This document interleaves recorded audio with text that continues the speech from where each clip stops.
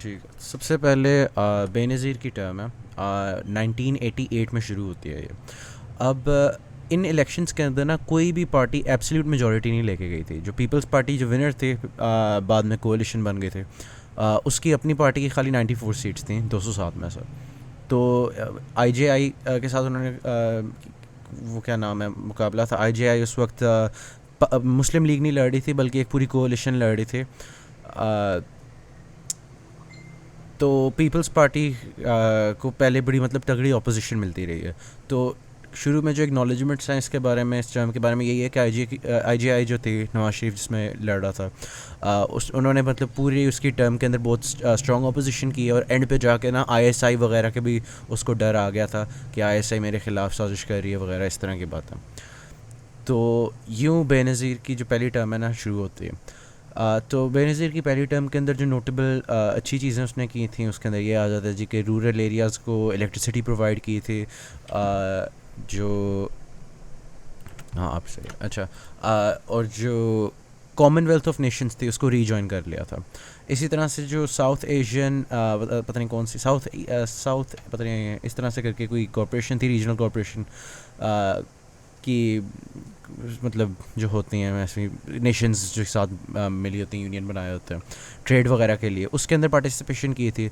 तो ये कॉमनवेल्थ के अंदर और सार्क के अंदर जो पार्टिसिपेशन थी उसका फ़ायदा ये हुआ था कि मतलब ट्रेड बढ़ गई थी इन ममालिक के साथ। तो ऑब्वियसली फिर इकोनॉमी को भी फ़ायदा हुआ था। आगे ये एक सिंधी नेशनलिस्ट थी किसी हद तक। तो जो उनकी जो हिस्टोरिकल ग्रीवेंसेस थी वगैरह उनको थोड़ा पूरा किया गया, और जो रिप्रेजेंटेशन वगैरह की डिमांड थी वो पूरी हो गई कि या प्राइम मिनिस्टर ही वही है।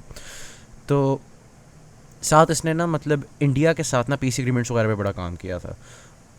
उसके अलावा जो बात है वो है कि इसके दौर में इन्फ्लेशन बड़ी ज़्यादा हुई थी, अनएम्प्लॉयमेंट बहुत ज़्यादा थी, और जो ड्रग ट्रेड थी ना, ड्रग ट्रैफिकिंग वगैरह, वो बहुत ज़्यादा आउट ऑफ हैंड हो गई थी। उसके अलावा इसने काफ़ी ज़्यादा लोगों को पार्डन किया था, जो मैस क्लेमेंसीज लिखा हुआ है। तो इसकी वजह से भी मतलब काफ़ी इसको क्रिटिसाइज़ किया जाता है कि इसने क्या ये इतने ज़्यादा लोगों को बिना मतलब किसी मतलब जो कन्विक्टेड क्रिमिनल्स वगैरह थे उनको पार्डन कर दिया। तो और एक और जो इसके ऊपर बड़ी बात आती है वो ये है कि इसने ना मतलब ज़रदारी वगैरह की करप्शन को इनेबल किया था अपने पूरी टर्म के दौरान। तो ये 1988 में शुरू होती है और ख़ाली 2 साल चलती है पहली टर्म। तो कोalition गवर्नमेंट थे, एमक्यूएम वगैरह के साथ वो मिले हुए थे।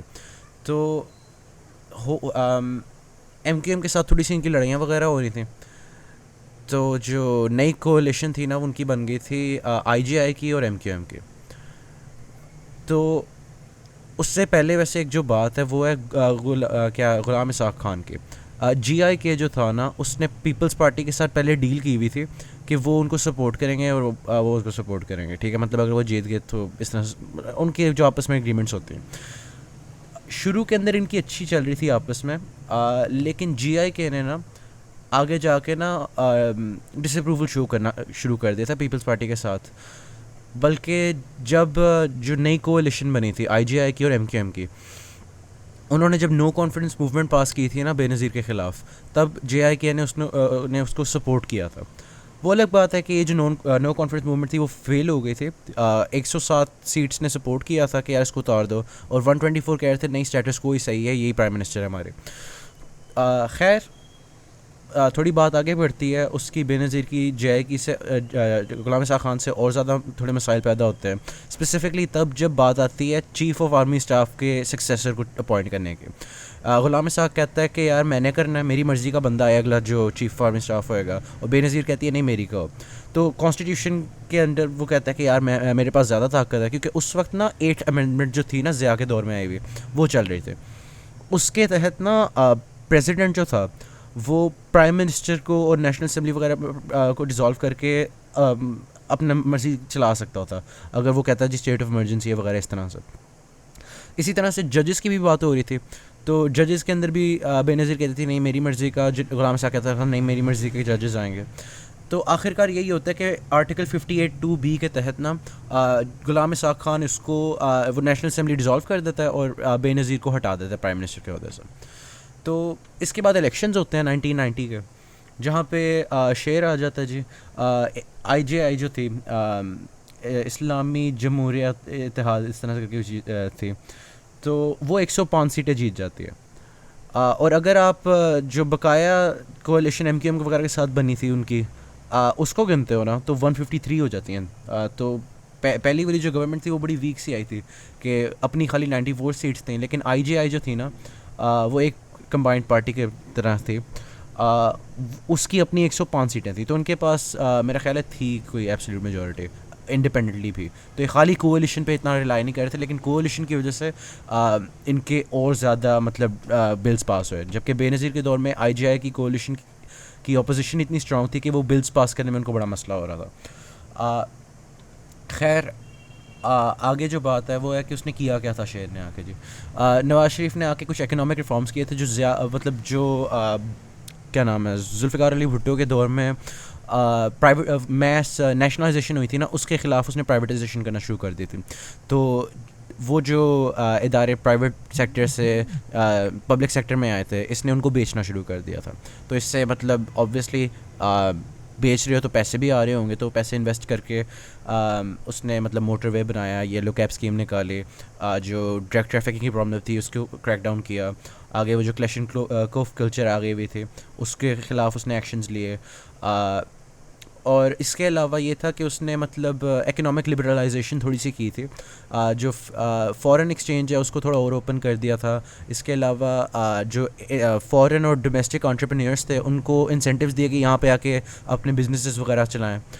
और इन रिफॉर्म्स को इनको लॉ के अंदर बना के मतलब प्रोटेक्ट करने के लिए उसने एक एक्ट भी पास किया था, जिसको कहते हैं act of protection of economic reforms of 1992। खैर, इसके अलावा इसका एक नोटेबल डिसीजन ये था कि गल्फ़ वॉर जो थे, जो इराक़ के ख़िलाफ़ थे, जो US ने की थी, और मतलब 53 और कंट्रीज़ पता नहीं कितनी ज़्यादा मिल के उन्होंने एक साथ किया था। पाकिस्तान ने भी उसको सपोर्ट किया था नवाज शरीफ के अंडर। तो इस तरह से उसने क्या नाम है, मतलब US का फ़ायदा दिया था, तो US ने उनको फ़ायदा दिया था, तो इस तरह से उनको भी पैसे मिल रहे थे। तो इसके दौर में इस तरह से फिर डेवलपमेंट होती रही। तो मतलब मैस प्राइवेटाइजेशन वगैरह से जो उनकी स्टेट की इनकम थी वो भी बढ़ गई, और साथ इस तरह की चीज़ें। खैर, आगे जो मसला आता है वो है अमेरिका से थोड़ी बहुत लड़ाई होना शुरू हो जाती है जब न्यूक्लियर पावर की बात आती है। अब इसके दौर के अंदर ना वो न्यूक्लियर पावर डेवलपमेंट वगैरह हो रही है, तो ऑब्वियसली अमेरिका के साथ मसले आ जाते हैं। उसके अलावा BCCI एक चीज़ थी, एक बैंक था, मुझे पूरी फॉर्म नहीं याद, आप बस ये लिख देना, फ़र्क नहीं पड़ता। वो ना इंटरनेशनली रिकग्नाइज हो गया था कि ये जो सिस्टम है ना बैंक का, ये मतलब बिल्कुल अट्रैक्ट करता है इस किस्म के लोग को जो इलीगल ट्रेडिंग कर रहे हैं, मतलब मनी लॉन्ड्रिंग वगैरह कर रहे हैं। और पूरी दुनिया ना इस बैंक को मतलब थू कर रही थी। बहुत ज़्यादा उन्होंने उनको क्लोज़ करवा दिया था कि यार यहाँ पे नहीं अब आप वर्क कर सकते, UK वगैरह ने क्लोज़ करवा दिया था। लेकिन नवाज शरीफ और उसकी जो कैबिनेट थी ना, वो मतलब उसके फॉरेन मिनिस्टर वगैरह कह रहे हैं कि ये तो असल में जेलसी है वेस्ट के, कि इस्लामिक बैंकिंग को देख के जल रहे हैं। तो इस वजह से ना इसके दौर में फ़ॉरेन रिलेशंस बड़े ख़राब रहे थे, क्योंकि ये एक प्रूवेबली करप्ट बैंक को सपोर्ट करने के लिए जो जहाँ से एड आ रही थी उनको ही कहना शुरू हो गया वैसे। तो ये इसके कुछ डिसीजंस थे नोटेबल। तो ये लाल में मैंने हाईलाइट किए हैं। कौन से आप नेगेटिव वाले पॉइंट्स में लिख सकते हो, बकाया पॉजिटिव में लिख दो, आपकी मर्ज़ी है। अब सब्जेक्टिव है, आपकी मर्ज़ी, आप किस चीज़ को पॉजिटिव कहते हो, किस चीज़ को नेगेटिव कहते हो। खैर, आगे फिर इसको क्यों निकाला, ये इसकी टर्म पूरी तो नहीं हुई ना। तो 1990 में शुरू होती है इसकी टर्म और 1993 में ख़त्म हो जाती है। तो यहाँ पे कुछ चल रहा है। सबसे पहले ना एक बात है, बेनज़ीर ने ना इसको एक ऑफ़र कराई थी कि उसने बेसिकली कहा था कि ये जो गुलाम इसाक खान, ये जो आर्टिकल 58(2) भी है ना, इसको रिमूव करवाओ। ये जो गुलाम इसाक खान वगैरह के मसले हैं ना, तो ये जो है प्रेसिडेंट की पावर, इसको थोड़ा कम करते हैं दोनों मिलके। मैं तुम्हें ना ये जो अपोजिशन प्रोवाइड कर रही हूँ ना, मैं लैक्स हो जाऊँगी, मैं ज़्यादा कोऑपरेटिव हो जाऊँगी। मतलब तुम्हें बिल्स तुम्हारी मर्ज़ी के पास करने दूँगी अगर तुम मेरे साथ मिलके गुलाम इसाक खान को की जो पावर है वो कम करते हो। लेकिन उस वक्त जब था ना, नवाज शरीफ ने इसकी बात नहीं मानी थी, वो अपने काम में लगा रहा था। लेकिन होता ही है बाद में जाके कि चीफ़ ऑफ आर्मी स्टाफ मर जाता है, ठीक है। अब चीफ़ ऑफ आर्मी स्टाफ मर गया तो फिर से वही वाला जो बेनज़ीर के दौर में होता है ना, वही होता है मसला। प्राइम मिनिस्टर कहता है कि नहीं मेरी मर्ज़ी का आएगा, गुलाम इसाक खान कहता है कि नहीं मेरी मर्ज़ी का होगा। तो इस तरह से गुलाम इसाक खान यूनिलैटरली आराम से अपॉइंट कर लेता है नया कि यार ये होगा नया चीफ़ ऑफ आर्मी स्टाफ। तो अब नवाज शरीफ को भी बड़ा गुस्सा चढ़ना शुरू होगा कि यार ये क्या प्रेसिडेंट है, किस तरह की हरकतें कर रहा है। उसने कोशिश की इसकी पावर को मिनिमाइज़ करने की, लेकिन अब ज़्यादा लेट हो चुका हुआ था। बेनज़ीर की ऑफ़र को तो गए हुए काफ़ी टाइम हो गया था। और अब गुलाम इसाक खान ने जब इन्वोक की थी ना 58(2)B को फिर से इसको फिर से निकाल दिया गया था।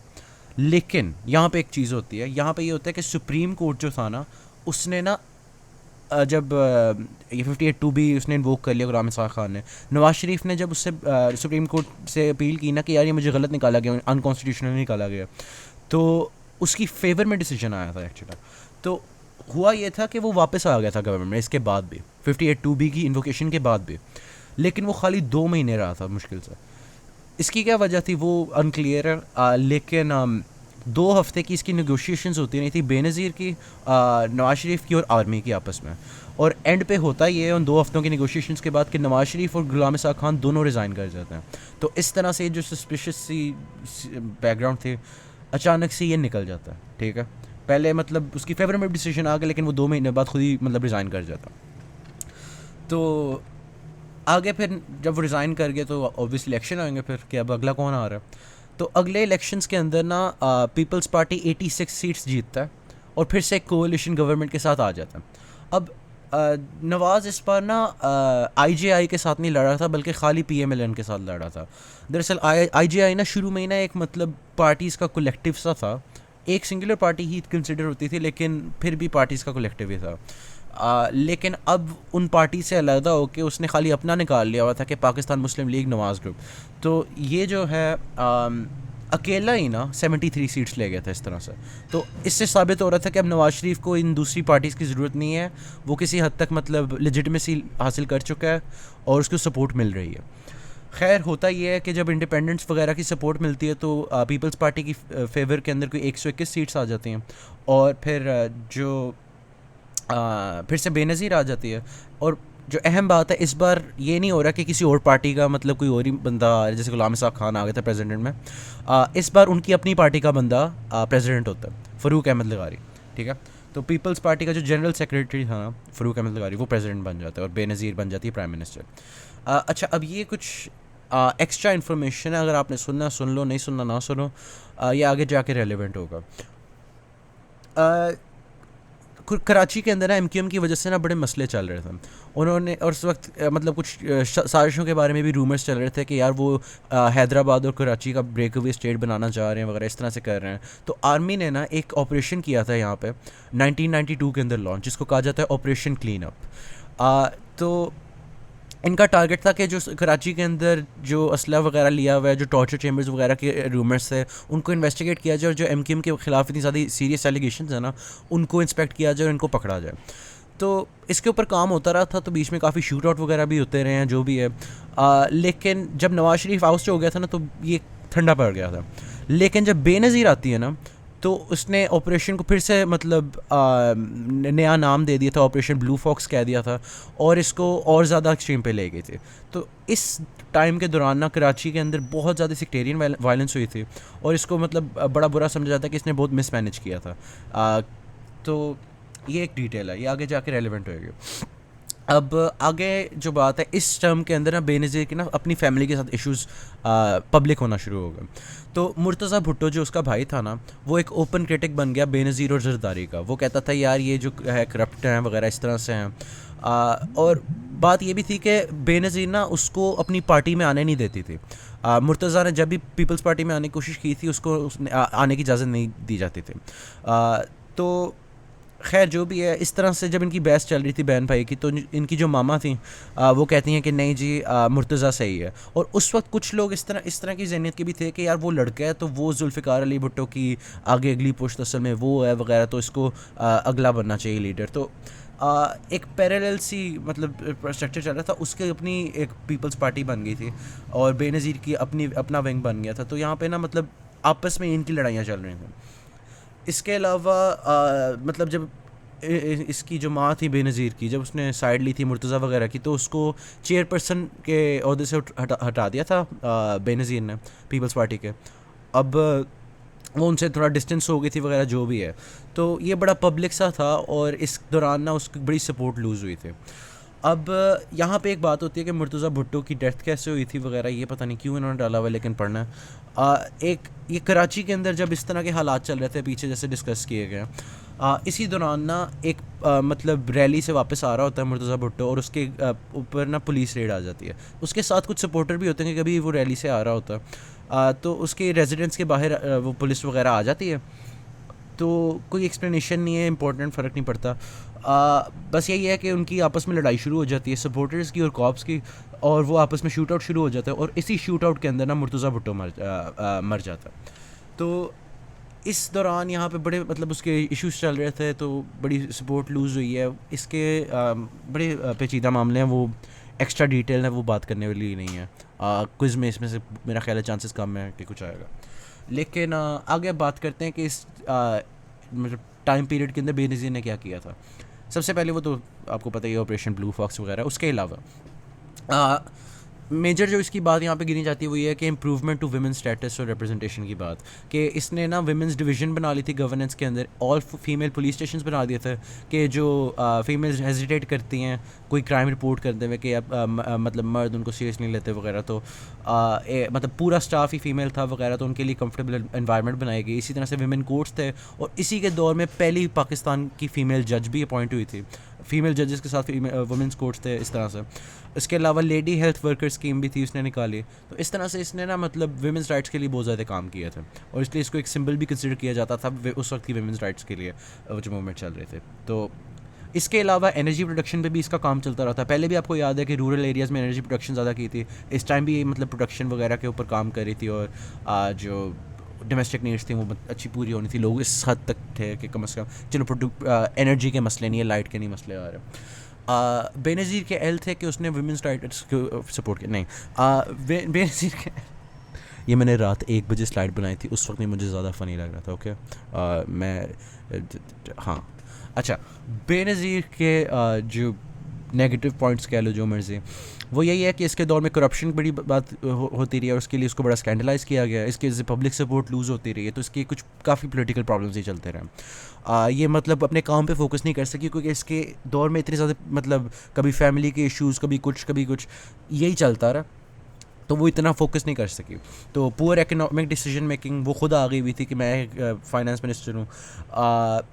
बड़ी इन्फ्लेशन हुई थी, क्वालिटी ऑफ लाइफ के अंदर डिक्लाइन आया था लोगों की।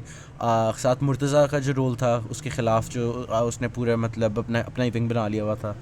और उसके अलावा एक जो बड़ी इंपॉर्टेंट बात इसके दौर में आती है कि जुडिशरी के मामले में ना इसने ये किया था कि जो जजेस थे ना, वो एक समय मैं रिकॉर्ड भी कर रहा हूँ ना, हाँ ठीक है, अच्छी बात है।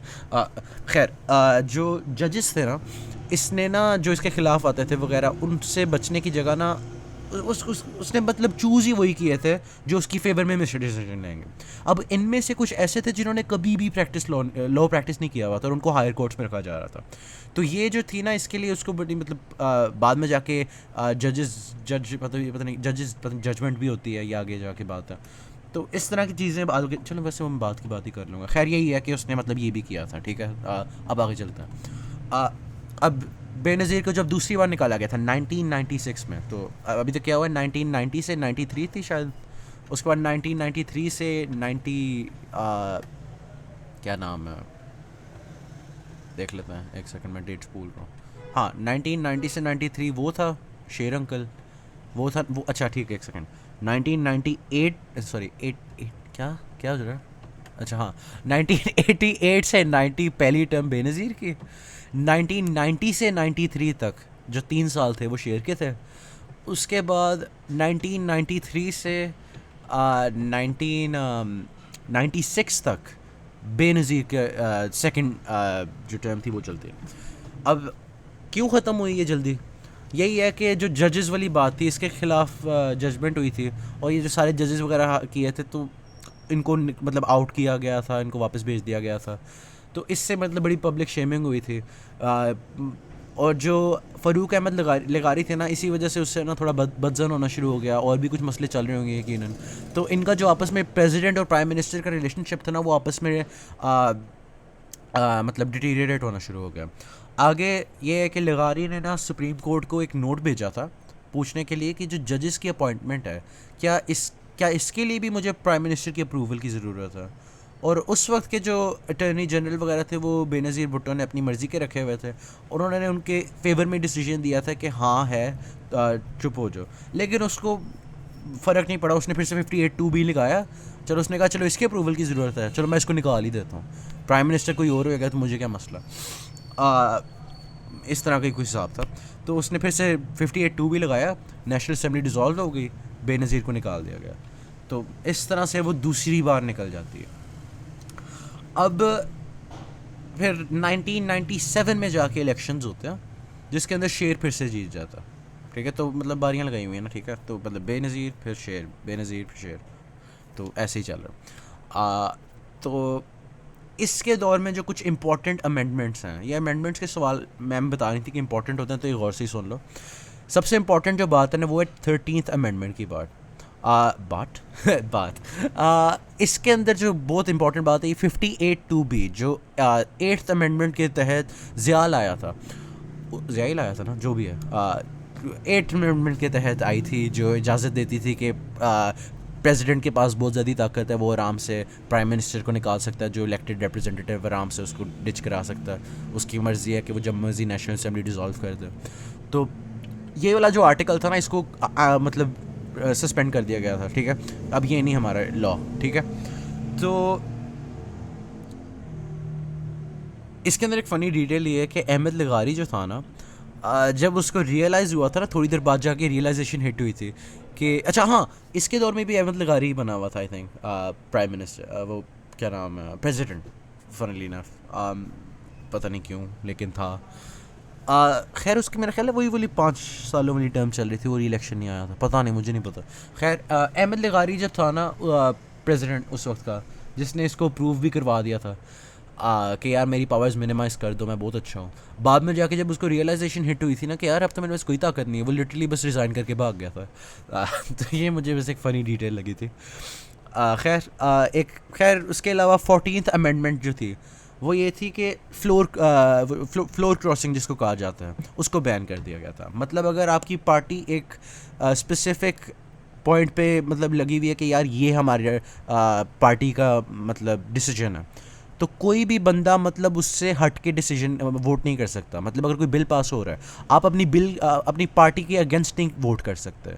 इसका रैशनल ये बताया जाता है कि यार लोग पार्टी को देख के वोट आपको देते हैं, लोग आपके लोकल इलेक्शन में जो होते हैं वो कोई आपकी शक्ल देख के नहीं कर रहे होते, आपके बारे में नहीं देख के कर रहे होते। उन्होंने ये कहना होता है चलो ठीक है शेर आ जाएगा, चलो नवाज शरीफ आ जाएगा, उनको आपसे मतलब नहीं होता, उनको पार्टी के जो ऑपरेटर्स है उससे मतलब होता है। तो आपने पार्टी का रिप्रेजेंटेटिव बन के ही काम करना है, ये नहीं करना कि आप अपनी पार्टी के अगेंस्ट जाके वोट कर रहे हो। लेकिन 14th अमेंडमेंट इससे भी ज़्यादा एक्सट्रीम थे। 14th अमेंडमेंट जो थी ना, वो मतलब अगर आप ये तो नहीं कि आप उसकी ऑपोजिशन में वोट करो, अगर आप वोट ना भी करो, आप एब्सटेन करते हो कि यार मैंने ना हाँ कहना है ना कहना है, तब भी इसका मतलब था कि आपको लेजिस्लेचर से किक किया जा सकता है कि आप फ्लोर क्रॉसिंग कर रहे हो। तो 14th अमेंडमेंट बहुत स्ट्रिक्ट थे। तो ये भी उसके दौर में आई थी। ठीक है, अब 15th अमेंडमेंट जो थी नेशनल असेंबली में प्रेजेंट हुई थी, लेकिन कभी अप्रूव नहीं हुई थी सेनेट से। लेकिन इसके अंदर यही पेश किया गया था कि जो रिलीजियस लॉज वगैरह हैं ये इम्प्लीमेंट किए जाएं, और लेकिन जब भी होने वाला हो ना कोई इम्प्लीमेंट, तो प्राइम मिनिस्टर का अप्रूवल हो। तो इस तरह से नवाज शरीफ ने अपनी पावर्स बढ़ाई थी, और जो प्रेसिडेंट की थी पावर्स जो ज़्यादा सी थी, जो बार बार डेमोक्रेटिकली इलेक्टेड लीडर्स को बार बार किक आउट करवाई जा रही थी, वो वाला मसला अब चला गया। ठीक है, अब जब शेर एक बारी फेर आया ना, तो उसने कुछ हरकतें की। ये थी सबसे पहली बात कि इंडिया ने जब वो टेस्ट किया था ना अपना न्यूक्लियर जो बॉम्ब था, तो उसने भी आगे से किया, तो इंटरनेशनली बड़ी मतलब इसको पुश बैक मिला इस बात का कि यार आप ये क्या हरकतें कर रहे हो, क्या वॉर मॉन्गरिंग कर रहे हो, ये हरकतें सही नहीं। तो IMF ने भी इसके फंड सस्पेंड कर दिए इसके दौर में, जब इसने रिस्पॉन्स के तौर पे वो धमाके करवाए थे। तो खैर इसके अलावा उसने अपने दौर के अंदर ना जो इन्वेस्टमेंट थी उसको अट्रैक्ट करने के लिए चाइना के पास गया, साउथ कोरिया गया, मलेशिया गया, इटली गया। तो इस तरह के काम करता रहा वो, ताकि FDI ज़्यादा हो, फॉरेन डायरेक्ट इन्वेस्टमेंट। तो आगे आपको पता ही है चाइना ने काफ़ी इन्वेस्ट भी किया, जो भी अलग बात है। खैर आगे बात आती है लाहौर डिक्लेरेशन की। लाहौर डिक्लेरेशन 1999 के अंदर ना एक बेसिकली मीटिंग के अंदर हुई थी, जब वाजपेयी जो था ना उस वक्त का इंडियन प्राइम मिनिस्टर, वो लाहौर में आया था, और वो मतलब नवाज शरीफ से ये मतलब बसों में मतलब ट्रांसपोर्ट कर रहा है, इधर ही फिर रहा है लाहौर के अंदर, और नवाज शरीफ के साथ आके मीटिंग होती है उसकी। और वो आपस में ना न्यूक्लियर कंट्रोल ट्रीटी साइन करते हैं, ठीक है। मतलब पीस एग्रीमेंट सी थी बेसिकली कि यार ये जो हम बिना वजह के न्यूक्लियर वगैरह वाले काम कर रहे हैं, पटाखे बजा रहे हैं, वो वाले काम छोड़ देते हैं, हम बस पीस की बात करते हैं, हम आपस में कोऑपरेट करेंगे इकनॉमिकली, ट्रेड की बात की जाती है कि अब से पाकिस्तान इंडिया दोस्त वगैरह वाली सीन, ठीक है। अब होता क्या है, वो अलग बात की बात है वैसे, चलो ठीक है। खैर इसके अलावा नवाज शरीफ के दौर के अंदर ये होता है कि उसने जुडिशरी के साथ पंगे लिए थे। उसने सुप्रीम जो कोर्ट था ना उसके मेंबर्स को रिड्यूस कर लिया था। तो खैर वो तो नॉर्मल से डिसीजन है, उसका नहीं मुझे कुछ खास पता, लेकिन आगे जो बात है वो ये है कि जुडिशरी ने जब रूल किया था ना कि जो नवाज शरीफ अपने ऑर्डर पे लोगों को अरेस्ट करवा रहा है ये अनकॉन्स्टिट्यूशनल है, तब उसने ना मतलब बड़ा उनके साथ लड़ाइयाँ चल रही थी। इसी तरह से जब नवाज शरीफ ने स्पेशल कोर्ट्स बनाए थे, टेररिज्म कोर्ट्स, जो पैरेलल कोर्ट स्ट्रक्चर था उसको भी जुडिशरी ने अपोज किया था कि ये जो टेररिज्म कोर्ट्स हैं ये आंसरेबल नहीं है सुप्रीम कोर्ट और हायर कोर्ट्स के, इस तरह से कुछ डिटेल्स थे, तो इसलिए हम इसको अपोज करते हैं। तो इस वक्त मतलब इसकी मतलब दो जो मेजर डिसीजंस थे कि जो अरेस्ट हैं बस कहता है तो हो जाते हैं, तो जुडिशरी उसके भी खिलाफ थी, और जो पैरेलल कोर्ट स्ट्रक्चर से चलाया था टेररिज्म कोर्ट्स के फॉर्म में उसके भी खिलाफ थे। तो चीफ जस्टिस ने ना फिर बाद में जाके 14th अमेंडमेंट जो थी ये फ्लोर क्रॉसिंग वाली, इसको भी बैन कर दिया था, सस्पेंड कर दिया था। तो इस तरह से इनके बीच में ना मतलब बड़ा क्लैश आ रहा है, मतलब नवाज शरीफ कुछ चाह रहा है, जुडिशरी कुछ चाह रही है।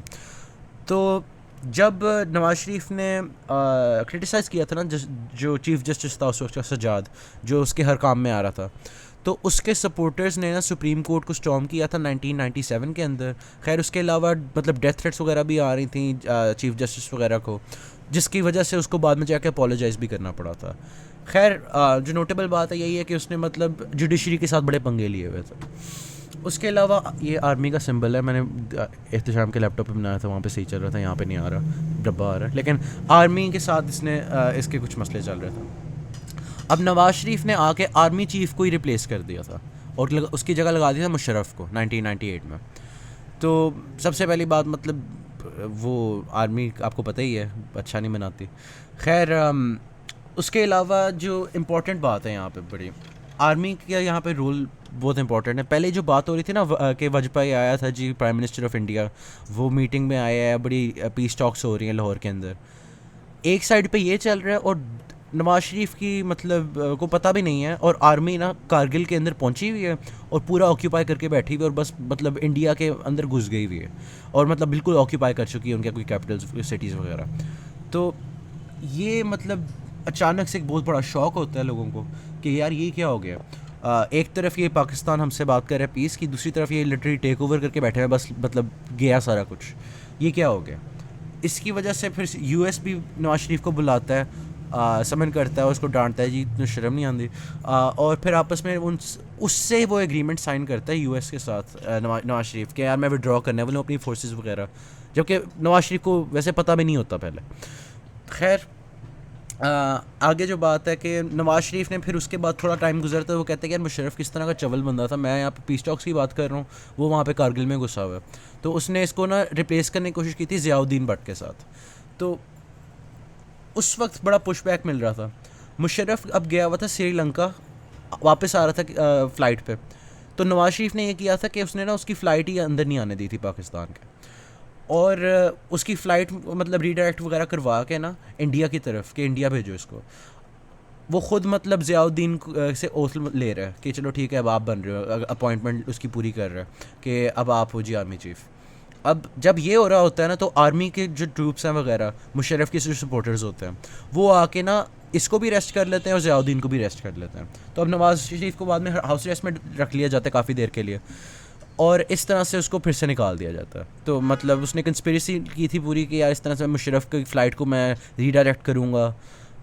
इसके लिए जो सिविलियंस होते हैं प्लेन के अंदर, उसको भी वो मतलब पैसे डैमेजेस में पे करना पड़ता है। तो इस तरह से नवाज शरीफ का बड़ा नुकसान भी होता है, उसको बड़ा खज्जल होना पड़ता है मतलब कोर्ट वगैरह के अंदर। तो एंड पे यही होता है कि उसको निकाल दिया जाता है और उसकी जगह आ जाता है मुशर्रफ। अब मुशर्रफ आके प्रेसिडेंट भी नहीं बनता, ना बनता है वो प्राइम मिनिस्टर। मुशर्रफ आता है टीवी पे, वो पूरे मामले के बाद, और बस नेशन को बताता है कि यार नवाज शरीफ अरेस्ट हो गया, और वो कहता है एक स्टेट ऑफ इमरजेंसी मैं डिक्लेयर कर रहा हूँ और अब से मैं चीफ एग्जीक्यूटिव हूँ। अब ये प्रेसिडेंट भी नहीं है, प्राइम मिनिस्टर भी नहीं है, ये है चीफ एग्जीक्यूटिव। और ये एक चीज़ पास करता है जिसको कहते हैं प्रोविजनल कॉन्स्टिट्यूशन ऑर्डर, पीसीओ। अब इसके तहत ये हुआ था कि कॉन्स्टिट्यूशन के काफ़ी बड़े बड़े हिस्सों को ना इसने टेम्परेरीली सस्पेंड कर दिया था कि अब थोड़ी देर के लिए हम ना वक्ती तौर पे ना इन हिस्सों को नहीं फॉलो करेंगे कॉन्स्टिट्यूशन के। और उसके अलावा कुछ मतलब एक्स्ट्रा बातें करते हैं कि अब हर कोई ना चीफ़ एग्जीक्यूटिव की मतलब बातें मानेगा, प्रेसिडेंट भी चीफ़ एग्जीक्यूटिव के अप्रूवल के बिना कुछ भी नहीं कर सकता। तो सारा कुछ जो चल रहा है ना वो चीफ़ एग्जीक्यूटिव की वजह से ही चल रहा है। तो बेसिकली वो बनता नहीं है प्रेसिडेंट या प्राइम मिनिस्टर, लेकिन बस कोई पावर सारी होती है। तो जब ये सारा कुछ होता है तो कॉमनवेल्थ भी पाकिस्तान को निकाल देता है कि यार क्या हरकतें कर रहे हो, हम तो डेमोक्रेटिक लोग हैं, आप लोग यहाँ पे क्या कर रहे हो। तो नुकसान भी होता है मुशर्रफ की कू का। तो लेकिन वो आके साथ ही फिर मतलब जो कॉन्फ्रेंस होता है वो जीतने के लिए नेशनल टीवी पे आता है, और मतलब कुछ 3-4 दिनों बाद जाके अपना ना एक 7 पॉइंट एजेंडा पेश करता है, जिसके अंदर ये 7 पॉइंट्स हैं कि वो रीबिल्ड करेगा नेशनल कॉन्फिडेंस और मोरल को, फेडरेशन जो है मतलब स्टेट है उसको स्ट्रेंथन करेगा, जो इकॉनमी है उसको रिवाइव करेगा और इन्वेस्टर कॉन्फिडेंस वापस लाएगा, लॉ एंड ऑर्डर का जो स्टेट है वो बेहतर करेगा, स्टेट इंस्टीट्यूशंस है जिनको पोलिटिसाइज़ किया गया है, पॉलिटिकल मींस के लिए इस्तेमाल किया गया है, उनको मतलब वापस न्यूट्रल बनाएगा। आगे आगे कहता है कि जो पावर है उसको मतलब डिस्ट्रीब्यूट किया जाएगा लोकल गवर्नमेंट्स वगैरह की फॉर्म में, और आगे बात होती है कि मतलब हर किसी को अकाउंटेबल रखा जाएगा। तो ये मतलब अच्छी अच्छी बातें कर जाता है टीवी पे कि ये सारा कुछ होएगा जी, कुछ भी नहीं हो रहा, मैं तो बहुत अच्छा हूँ, ठीक है। और दूसरी तरफ मतलब उसके वजह से मसले भी आ रहे हैं। खैर अब इस दौरान ना ज़फ़र अली शाह एक मुस्लिम लीग का एक पॉलिटिशियन होता है, वो इस कू को चैलेंज करते हैं सुप्रीम कोर्ट के अंदर। अब सुप्रीम कोर्ट जो है ना वो बेसिकली उसकी फेवर में डिसीजन देती है, और वो कहती है डॉक्ट्रिन ऑफ नेसेसिटी। बेसिकली वो यही कहती है कि जो नेशनल सिक्योरिटी थ्रेट्स हैं वगैरह उसकी वजह से बड़ा इंपॉर्टेंट है, नवाज शरीफ करप्ट है वगैरह इस तरह की चीज़ें हैं, तो इसलिए हमें इसकी बात माननी पड़ेगी मुशर्रफ की। लेकिन वो ये कहते हैं कि साथ फिर 3 सालों के अंदर अंदर ही ना इलेक्शंस करवाओ और सिविलियन गवर्नमेंट की तरफ ट्रांसफ़र करो पावर। ये उनका वर्डिक्ट होता है ज़फ़र अली शाह केस के अंदर सुप्रीम कोर्ट का। ये होता है 2000 के अंदर, आया था 1999 में, 1 साल बाद जाके फिर उसको मतलब लेजिटिमेसी भी मिल जाती है, पूरा 1 साल नहीं वैसे कुछ महीने ही। फिर एक्स्ट्रा ही कुछ बातें हैं, आपने देखना तो देख लो। एक चीज़ उसने पास की थी, ओथ टू ऑफिस ऑर्डर। इसके अंदर बस यही है कि उसने ना जब बहुत ज़्यादा पिटिशंस आ रही थी उसके ख़िलाफ़ कोर्ट्स को, उसने जुडिशरी को कंट्रोल करने की कोशिश की थी। तो जुडिशरी को कंट्रोल करने के लिए उसने जो ऑर्डर निकाला था ना वो ये था कि हर कोई जो जज है ना हायर कोर्ट्स के अंदर, मतलब हाई कोर्ट या सुप्रीम कोर्ट, उन सब के लिए रिक्वायरमेंट है कि वो प्लेज करें कि जो पीसीओ है हम उसको फॉलो करते हैं।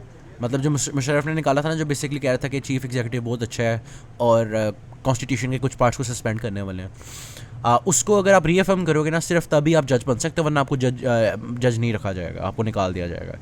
तो इस तरह से रिज़ल्ट यही होता है कि एंड पे वो जुडिशरी पे टेक ओवर कर लेता है, और जो तमाम पिटिशन उसके ख़िलाफ़ होते हैं कू के उनको भी ड्रॉप कर दिया जाता है। तो इस तरह से वो जुडिशरी का भी होल्ड ले लेता है। आगे जाके ये होता है कि वो इस तरह से एक प्रेसिडेंट सक्सेशन ऑर्डर निकालता है जो कि बेसिकली चीफ़ एग्जीक्यूटिव को ताकत देता है कि वो खुद प्रेसिडेंट बन जाए, और वो ताड़ड़ को भी निकाल देता है प्रेसिडेंट के ओहदे से और उसकी जगह खुद आ जाता है। तो इस तरह से उसने अपनी पावर को मतलब शुरू में चीफ़ एग्जीक्यूटिव था, कुछ ऑर्डर्स निकाले, पहले जुडिशरी कंट्रोल की, उसके बाद खुद प्रेसिडेंट बन गया। अब बाद में जाके फिर 2001 में 9/11 का वाक़या होता है। तो जब US वॉर ऑन टेरर शुरू होती है तो मुशर्रफ उनकी बड़ी सपोर्ट करता है, उनको इंटेलिजेंस वगैरह प्रोवाइड करता है, और उससे उसको भी फ़ायदा होता है, उसको लेजिटिमेसी मिलती है US की तरफ से और फ़ायदे मिलते हैं इकनॉमिक वगैरह। तो ये एक इंपॉर्टेंट डिटेल है उसके दौर की। उसके अलावा ये है कि उसने अब प्रेसिडेंट तो वो बन गया था ना इस तरह से नकली वाला, अब उसने मतलब पब्लिक अप्रूवल भी उसको चाहिए था। तो उसने वही किया जो ज़िया ने किया था, उसने एक रेफरेंडम निकाल लिया 30 अप्रैल 2002 में, कि क्योंकि आपको शायद याद हो कि सुप्रीम कोर्ट का वो जो डिसीजन था कि 3 सालों के अंदर अंदर ही आप ये 2000 में आया था कि 3 सालों के अंदर अंदर आप इलेक्शंस करवाओ और नया मतलब सिविलियन गवर्नमेंट्स वगैरह। तो उसने तो अपनी पावर को ही सिक्योर करना था, तो वो 2002 के अंदर एक रेफरेंडम करवाते हैं जिसके अंदर वो लंबा सा नोट लिखा होता है, एंड पे लिखा होता है कि इन कामों को करवाने के लिए क्या आप मुशर्रफ को 5 साल के लिए प्रेसिडेंट रखना चाहेंगे, येस और नो होता है। बहुत लो टर्न आउट होता है, लेकिन कहा यही जाता है कि येस आया जी आंसर। और सुप्रीम कोर्ट ऑब्जेक्ट भी करती है कि यार ये कोई सही तरीका नहीं है, लेकिन अब मुशर्रफ के पास ताकत इतनी आ गई है कि फ़र्क नहीं पड़ता। अब ये वैसे सोचने वाली बात है कि सुप्रीम कोर्ट ऑब्जेक्ट क्यों करी अगर उसकी कंट्रोल में है, लेकिन नोट्स में यही लिखा हुआ था। खैर, लीगल फ्रेमवर्क ऑर्डर आगे आता है। ये आता है 21 अगस्त 2002 में। तो बेसिकली जो उसने सारे पीसीओ वगैरह करके जो सारे कानून वगैरह निकाले थे ना, उसको वैलिडेट कर देता है ये लीगल फ्रेमवर्क ऑर्डर। तो एज अ प्रेसिडेंट आके ये सबसे पहले करता है कि अपने जो पुराने सारे डिसीजंस थे उनको रेट्रोस्पेक्टिवली ना सारों को जस्टिफाई कर देता है, वैलिडेट कर देता है। और अपना फिर टेन्योर बता देता है जी कि मेरा टेन्योर 5 साल का है। तो अप्रैल 2007 तक अब इसकी ही रहेगी हुकूमत। और जो आर्टिकल 58(2) भी था, जिसको बड़ी मुश्किल से फ़रूक अहमद लगारी ने नवाज शरीफ के दौर में निकलवा दिया था, वो वापस आ जाता। तो ये उसको रीइंस्टेट कर देता। मतलब जो इतनी मेहनत से आया, मतलब बार बार सिविलियन गवर्नमेंट्स को बार बार निकाली जा रहा था, फिर से आ जाता। तो अब जो खैर यही नहीं था कि खाली प्रेसिडेंट कर सकता है, उसके अलावा ये भी था कि गवर्नर्स जो थे ना वो भी प्रोविंशियल असेंबलीज को डिसॉल्व कर सकते थे। इसके अलावा कुछ और माइनर चेंजेस थे इस लीगल फ्रेमवर्क ऑर्डर के अंदर, कि वोटिंग एज जो थी उसको 21 से 18 कर दिया गया, और जो रिजर्व सीट्स थी औरतों के लिए उनको थोड़ा बढ़ा दिया गया। तो अगर कोई क्वेश्चन आ जाए तो उसके अंदर आप ये डिटेल्स भी लिख सकते हो लीगल फ्रेमवर्क ऑर्डर के अंदर, कि ये बातें भी थी इसी के अंदर ही। आगे जो बात है वो इलेक्शंस आ जाते हैं। इलेक्शंस के अंदर टर्न आउट होता है 41%। और जो नोटेबल बात है, नवाज शरीफ और बेनज़ीर को एग्ज़ाइल में भेज दिया गया हुआ, तो वो पार्टिसिपेट नहीं कर रहे होते। और जो स्टेट की अपनी पार्टी होती है ना स्पॉन्सर, बेसिकली वो होती है पाकिस्तान मुस्लिम लीग, काफ लीग, ठीक है।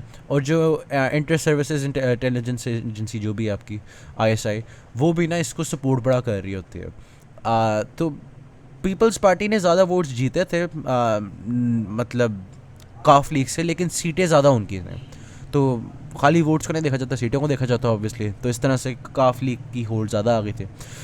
इसके अंदर एक बहुत बड़ा रोल नैब का भी था। कहा जाता है, नोट्स में लिखा हुआ है जी, कि नैब ने ना बड़े केसेस किए थे PPP के लोगों के ख़िलाफ़, और जो पाकिस्तान मुस्लिम लीग नून है उनके ख़िलाफ़। तो इस तरह से उनको बिज़ी रखा हुआ था। तो इस तरह से थोड़े से जो इलेक्टोरल आउटकम्स हैं उसके ऊपर उनका भी थोड़ा सा असर आया। उसके अलावा ये बातें हैं कि जो ये कुछ वोट्स जीत रहे थे ना, क्योंकि PMLQ इतने भी कोई वोट्स जीती नहीं हुए थे, उनकी सीटें पक्की करनी थी। तो उसके लिए ना कॉन्स्टिट्यूशन को फिर से थोड़ी देर के लिए सस्पेंड कर दिया गया। 15 नवंबर को ये सस्पेंड करते हैं कि होस्ट ट्रेडिंग वगैरह करते रहें, मतलब जो सीटें लेनी है ले लें। और उसके बाद जब हो जाता है ना, ताकि वापस फ्लोर क्रॉसिंग वगैरह वाली सारी चीज़ें आ जाएँ, वो 31 दिसंबर को फिर से जाके कॉन्स्टिट्यूशन को रिवाइव कर देते हैं। तो इस तरह से बड़ी अजीब सी चीज़ें चल रही हैं कि कभी जब मर्ज़ी कॉन्स्टिट्यूशन चला देते हैं, जब मर्ज़ी बंद कर देते हैं कि अब चल रही जी, अब नहीं चल रही। तो ये इलेक्शंस ऑफ 2002 के अंदर बड़ी अजीब हरकतें हो रही होती हैं। आगे फिर रिजल्ट्स की बात आती है। जमाली आता है, लेकिन वो रिज़ाइन कर जाता है किसी वजह से।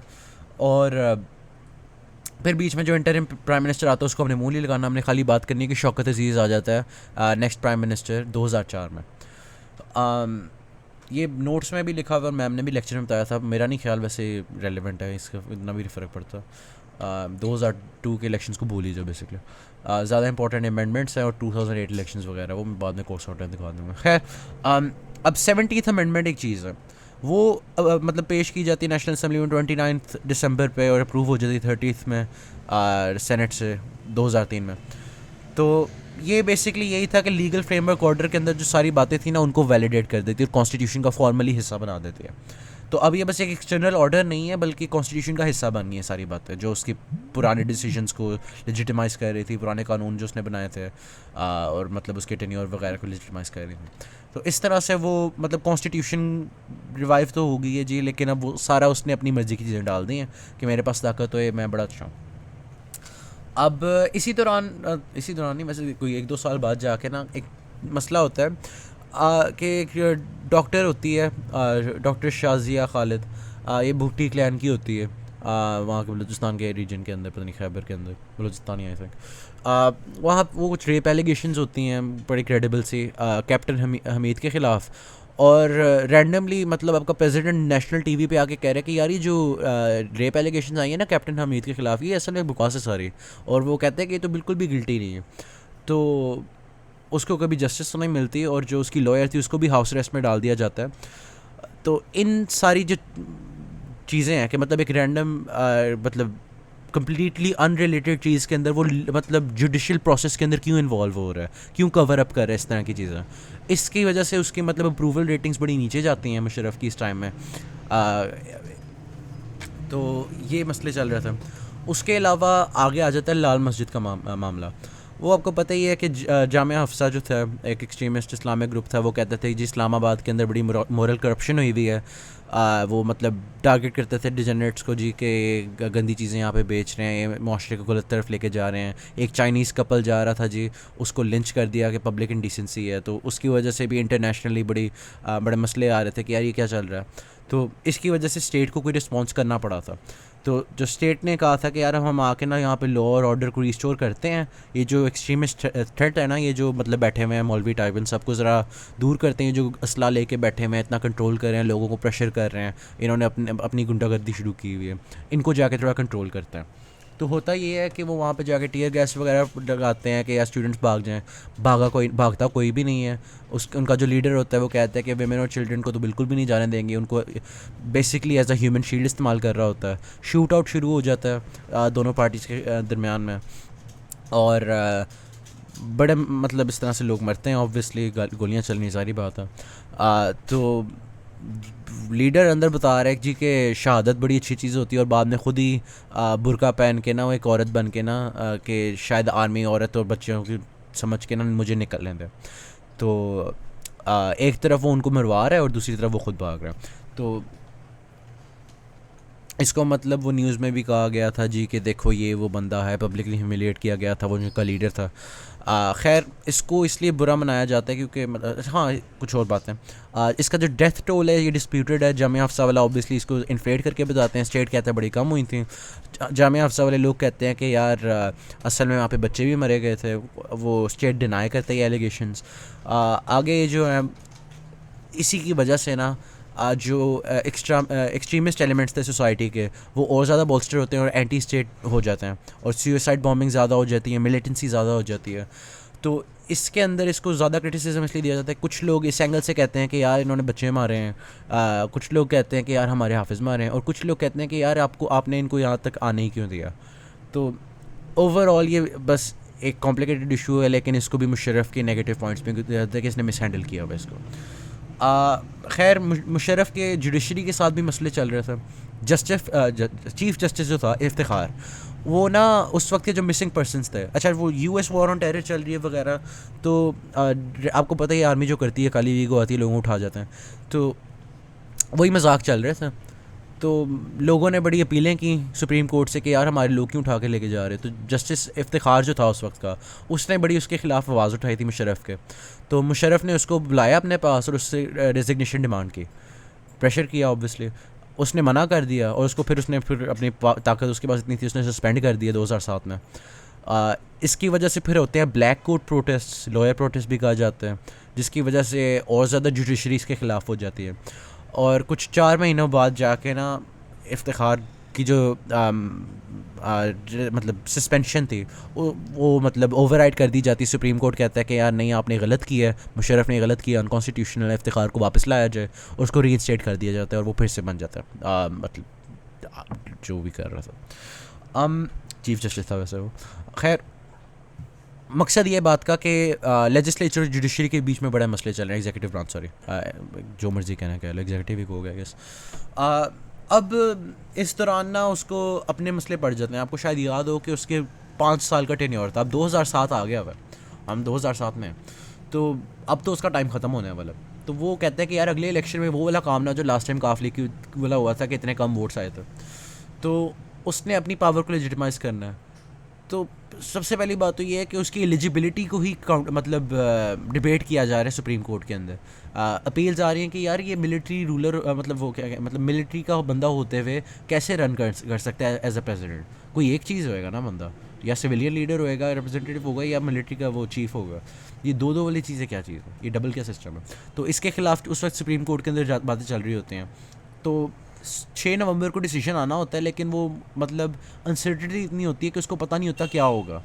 उसको बस यही होता है कि मैंने अपनी ताकत बचानी है, तो वो 3 दिन पहले ही ना स्टेट ऑफ इमरजेंसी डिक्लेयर कर देता है और तमाम जजेस को डिसमिस कर देता है और एक और पीसीओ पास कर देता है, ठीक है। तो अगले इलेक्शन से पहले वो बिल्कुल ही पागल हुआ होता है कि यार मैं बस अपनी ताकत बचानी है। इसको देख के फिर बहुत ज़्यादा प्रोटेस्ट होते हैं कि यार ये क्या कर रहे हो। बड़े मैस अरेस्ट भी होते हैं कि आप स्टेट के ख़िलाफ़ जा रहे हो, मुशर्रफ के ख़िलाफ़ जा रहे हो, लेकिन प्रोटेस्ट फिर भी स्ट्रांगली चलते जा रहे होते हैं। अब इसी टाइम पीरियड के दौरान ना वो जो बेनज़ीर और नवाज़ को एग्ज़ाइल किया था ना, वो भी वापस आ जाता है। अच्छा, कुछ बैकग्राउंड इन्फॉर्मेशन इसकी ये है कि ऑब्वियसली अब दोनों एग्ज़ाइल हुए हैं तो उन्होंने मिलके ही काम करना है।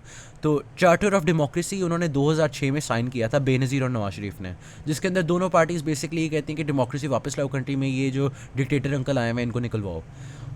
तो आपस में बेसिकली कोalition बिल्डिंग वगैरह की तरफ ये मूव कर रहे होते हैं, जबकि पहले ऑपोजिशंस होते हैं। खैर, पहले आती है बेनज़ीर, बाद में आता है नवाज शरीफ, क्योंकि इलेक्शंस आने वाले हैं।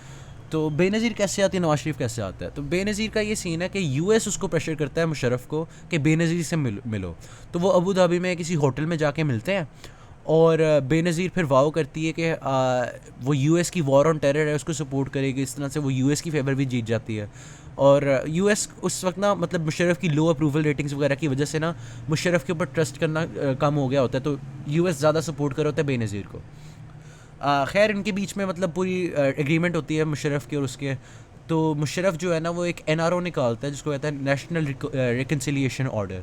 ये अक्टूबर 2007 में वो पास करता है और इसके अंदर ये होता है कि वो जो बेनज़ीर और जरदारी वगैरह के ख़िलाफ़ जो तमाम करप्शन के चार्जेस थे वो कह सारे ड्रॉप कर देता है कि यार ये बिल्कुल मासूम है, इनको वापस आने दो। तो वो जो एग्जाइल स्टेटस होता है वो भी निकाल दिया जाता है। वो बस मतलब नॉर्मल सिटीजन, उन्होंने कभी कुछ गलत किया ही नहीं, ठीक है। अब इनकी आपस में एग्रीमेंट भी होती है कि यार मुझे प्रेसिडेंट आपने बनाना है बेनज़ीर आंटी, अगर आप प्राइम मिनिस्टर बन गए। तो इस तरह से इनकी एग्रीमेंट्स होती हैं आपस में और ये बेनज़ीर वापस आ जाती है। ये 8 कह रहा हूँ 18 अक्टूबर को 2007 में वापस आती है और उसकी वापस आने वाली रैली के अंदर ही टेररिस्ट बॉम्ब शुरू हो जाते हैं। मतलब 2 बॉम्ब फटते हैं उसकी आने वाली रैली में। अभी असैसिनेशन नहीं हुई, मतलब आते साथ ही उसके ऊपर अटैक शुरू हो गए होते हैं। खैर, नवाज़ शरीफ उसके थोड़ी देर बाद आता है। नवाज़ शरीफ पहले कोशिश करता है कि यार मैं ऐवी फ़्लाइट मारने की कोशिश करता हूँ, देखते हैं अंदर आया जाता है या नहीं आया जाता। सितंबर 2007 में आता है वो, और उसकी फ़्लाइट को रीडायरेक्ट कर दिया जाता है। वो कहते हैं भैया आपको एग्जाइल स्टेटस है, आपको पता नहीं 3 साल बाद आना है।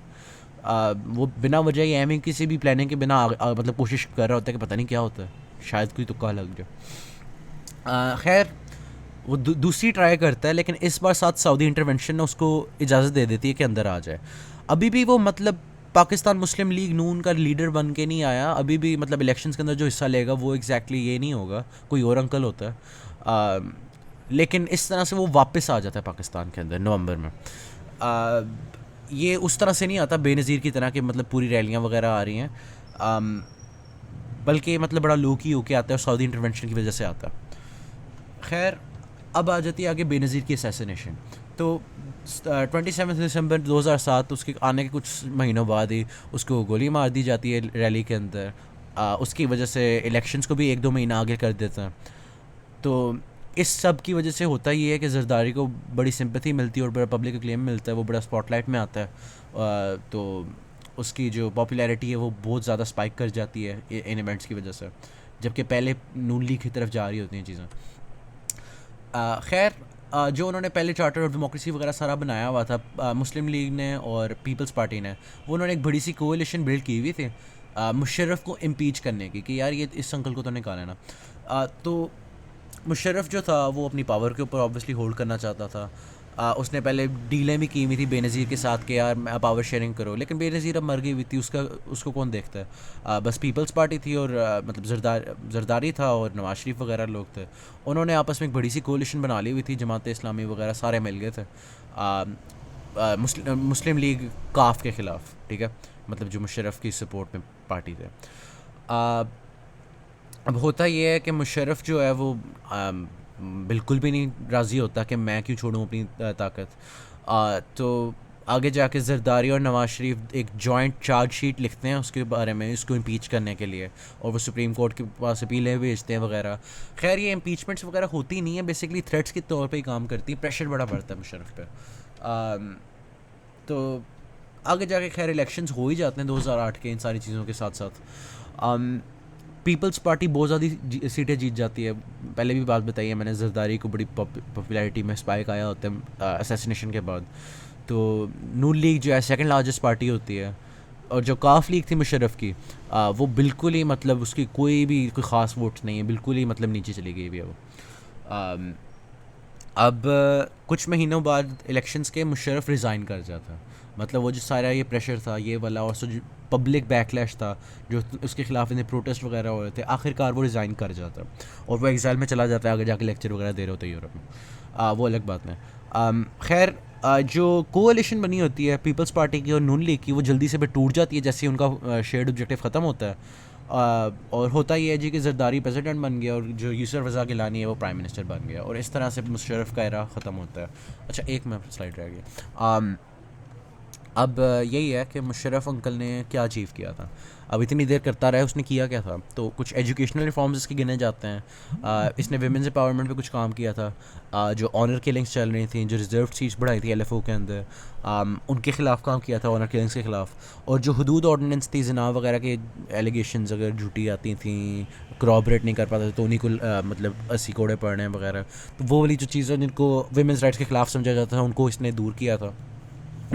कुछ एग्रीकल्चरल रिफॉर्म्स भी थे इसके, और जो फॉरेन डायरेक्ट इन्वेस्टमेंट थी इसकी दौर में इंक्रीज़ हुई थी क्योंकि इसने मतलब US वॉर ऑन टेरर को सपोर्ट किया था वगैरह। तो जो वेस्टर्न ब्लॉक था वो इसको सपोर्ट कर रहा था, इन्वेस्टमेंट ज़्यादा आ रही थी। ह्यूमन डेवलपमेंट जो थी वो भी इसके दौर में ज़्यादा हुई है, तो HDI यही है, ह्यूमन डेवलपमेंट इंडेक्स। आगे जो है लिटरेसी रेट है वो भी इसके दौर में इम्प्रूव हुआ था, और इसने कश्मीर इशू को भी रिजॉल्व करने की कोशिशें की थी, जिसके लिए इसको थोड़ा सेलिब्रेट किया जाता था कि इसका 4 पॉइंट प्रपोजल था जी सॉल्व करने के लिए। खैर वो अलग बात है, आपको पता ही क्या हुआ था उसका। तो ये बस जो 2 लेक्चर्स थे 11 और 12 आई थिंक, ये उनकी डिटेल्स थी और बात ख़त्म।